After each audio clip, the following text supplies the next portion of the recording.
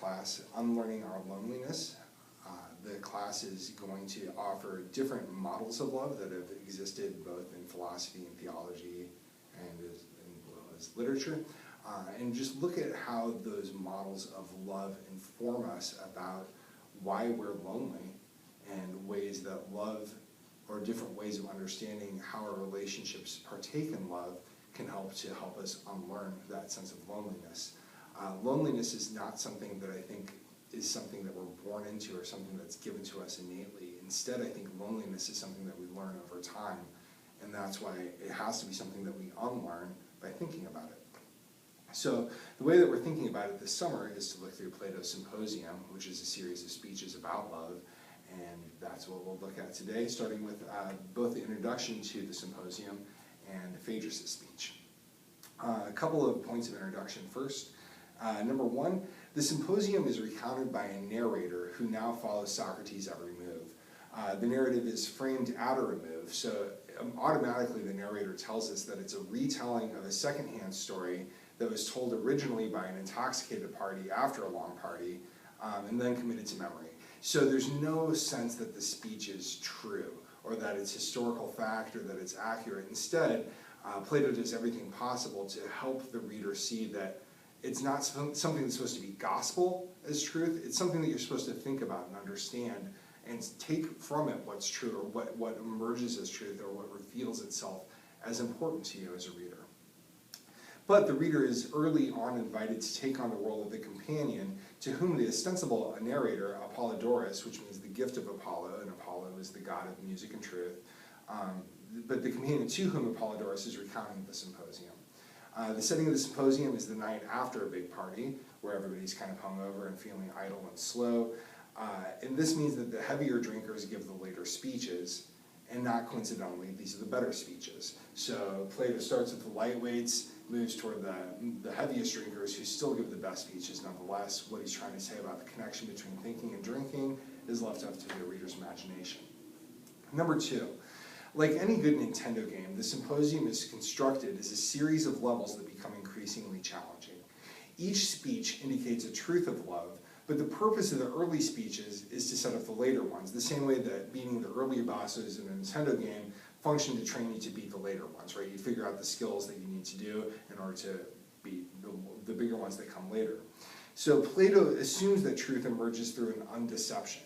Each speech about love illuminates one aspect of love that might be true, but the nature of that truth is one that only gradually unfolds for the reader, right? So the earlier speeches, which are the weaker ones, shed light on truth, right? They undeceive you relative to one truth about love, or one way that loneliness might sneak in, or something like that. But each further speech, or each subsequent speech, also sheds light on the way that those are limited understandings. The third point of introduction is just the overall structure of the text, and it will help explain kind of how the mode of undeception works. The first speakers in the Symposium focus on eros as that which is particular and individual, not what's universal. The next group of speakers talk about how love is universal, and the final speakers have speeches that attempt to integrate both of those together, right? And so it moves from love being something that's personal to love being something cosmic, and then speeches that try to integrate the cosmic into the personal and individual. So that's the structure. And moving on now to Phaedrus' speech. They have a little bit of discussion about who should go first. Phaedrus is chosen.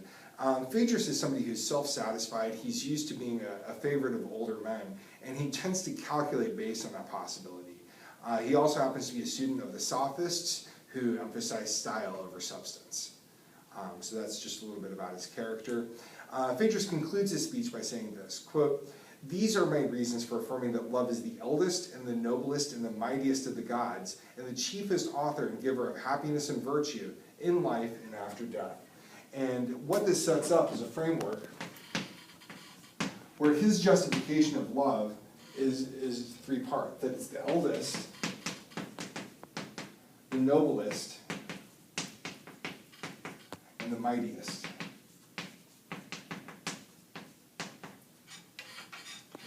So then what I'd like to do for the rest of our class is just kind of work through his logic and thinking behind why those three categories are important, and then what that means for love today. In terms of eldest, this is how Phaedrus starts out his speech, and he emphasizes that love comes first, that it appears that love emerges with earth out from chaos and with no known parentage. As eldest, it remains independent from the earth and matter entirely. And Phaedrus basically just drops this point of being eldest right out of the picture after this early mention. But what it does is it shows the dissymmetry between love as something spiritual against something that's earthly or material. So anytime Phaedrus talks about love, it's an immaterial, spiritual presence that is not dependent or related in any way to the material or the earthly. So it's a very early initial binary that privileges what is immaterial over what's material. And so, although Phaedrus doesn't reflect on this, in terms of a conception of love, that seems to be what's important about it being eldest beyond Phaedrus' attempt to show why love is important. Number 2, noblest. There are 2 ways that Phaedrus tries to indicate that love is noble. The first one deals with shame. On page 7, he says, "A lover who is detected in doing any dishonorable act or submitting through cowardice when any dishonor is done to him by another will be more pained at being detected by his beloved than at being seen by his father or his companions or anyone else. And the beloved has the same feeling about his love when he again is seen on any disgraceful occasion." So in terms of nobleness, what Phaedrus indicates is that love gives you a lens through which to view your own actions that attains an incredibly high level of significance. There's a sense of shame which is further reaching, it's deeper. You're more vulnerable to being shamed in terms of the beloved than anybody else that you might encounter. And that sense of shame, or the need to avoid being shamed or feeling ashamed in the eyes of the one that you love, leads you to act nobly. And this is true for Phaedrus to the extent that, quote, "A state or army made up of lovers and their loves, abstaining from all dishonor and emulating one another in honor would be ideal. Love," he says, "would inspire him." So what's notable in the sense of shame is the centrality of love's estimations. If the world is a stage, what Phaedrus realizes is that love really limits the intended audience of that stage to one, and only one. That there's one person for whom you're acting, and that will drive you to behave nobly and therefore escape shame. The second thing that he talks about is valor. He writes, quote, "Love will make men dare to die for their beloved, and women as well as men."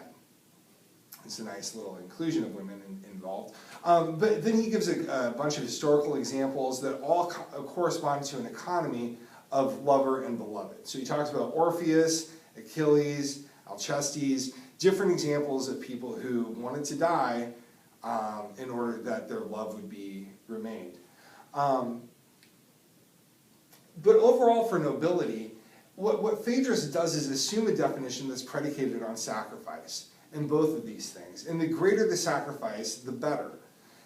And the logic therefore reproduces a sense of love that's enclosed and limited. It's a zero-sum conception of love.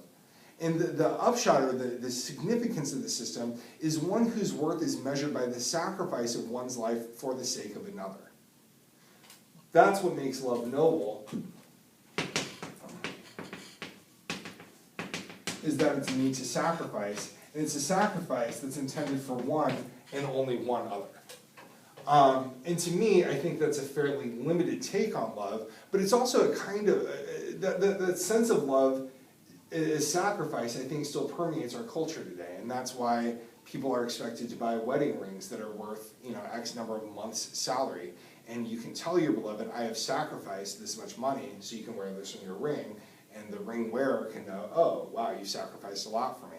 And it's that sense that one's love ought to be sacrificed for, or is worthy of sacrifice, or that the virtue of love is giving you a reason to sacrifice, that's still, I think, a very prominent sense of how we talk about love in our world. So I think that's worthy of note. In terms of mightiest, the main warrant from Phaedrus seems to be that it's the willingness to, in love, face death even when it won't help. So love is mighty because it overcomes a desire for survival, right? And a mighty love is one that will let you die even when it's a senseless or meaningless death. He talks about people who die for people who are already dead in the name of love. The might of love is to inspire courage and eventual divine accolades. And that's what makes love mighty. So overall, it seems as though Phaedrus' speech provides readers with a familiar starting ground. Even if it isn't one's own definition of love, I think this is still a definition of love that's touted and raised up as a standard. Love's worth is predicated on happiness, but the sense of happiness is measured and becomes quantified in terms of what one relinquishes for the beloved. It's a measured love. It's a sacrificial love. The examples that are given are ones lacking any sense of sharing or co-participation. Right? One sacrifices for the other sacrifices for the one. You both give up doing things that would lead to shame and therefore act nobly, but there's no sense that this kind of love would even accidentally emerge into some sort of participatory co-relationship or anything like that. So even if one benefits from the might of love in terms of like having one's partner die in a death-defying deed or something like that, the actual root logic of it is a very limited sense of what love might offer, or what we might want love to offer if it is indeed mightiest. So that's kind of an overall take on the lecture. And then there are three final things that I think we can learn from the speech. Number one, I think that this speech allows us to question the logic of love that operates on a closed system of sacrifice, even if the system is posited in terms of cosmic glory, right? So this system sounds important because Phaedrus is talking about all the divine accolades and what the gods will think of it and all of that, but within a closed system of sacrifice, that still seems off. Like those eventual laudings don't really matter, or might not matter as much as a present tense relationship. And I think that's worthy of thought. Number two, I think we're invited to question the logic of a love that relies too heavily on tradition. Phaedrus justifies his definition of love almost exclusively in terms of tradition and narratives that have come before. He offers answers about past consequences of love that he finds worthy of emulation, rather than questioning what love might do in the present. And so I think that it's a good indication of one of the drawbacks of relying way too heavily on just answers that have come before to understand or engage in love in the present. All right, and so the final thing that it does is let's question the values that underlie the terms that we might commonly assume are good. So Phaedrus' speech is based on the good of age, nobility, and might, and he assumes that his audience ascribes to these as values that are foundational to community. But those who are not persuaded by Phaedrus' definition of love might do well to question those kind of values. So in other words, if you read Phaedrus' speech, you're like, yeah, that doesn't move me, I'm not compelled by that. You can also look at the values that he's looking at and recognize that those values, even though everybody else assumes that they're good, like it's good to be old or noble or mighty, that there's something corrupt about that whole value structure in place if those are the kinds of values that are gripped as a foundation for a speech on love that you don't believe. So it allows us it reminds us, or the speech offers a reminder of the fact that what we don't believe on the one level can help us look and become more suspicious about things that we don't believe that buttress those more superficial instances that emerge. So that would be the final thing I think that the speech really benefits us from doing.